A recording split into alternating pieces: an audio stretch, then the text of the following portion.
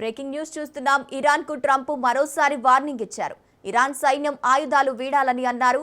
ఇరాన్ను దక్కించుకోవడానికి ఇదే సరైన సమయమని, మాట వినకపోతే ఇరాన్పై యుద్ధం ఆపేదే లేదని హెచ్చరించారు. ఇరాన్ సుప్రీం లీడర్గా మొజ్దబాను అంగీకరించబోమని తేల్చి చెప్పారు. కొత్త నాయకత్వంపై తమ అభిప్రాయం తీసుకోవాలని ట్రంప్ సూచించారు.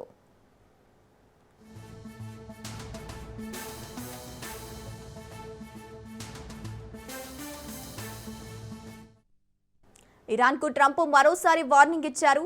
ఇరాన్ సైన్యం ఆయుధాలు వీడాలని అన్నారు.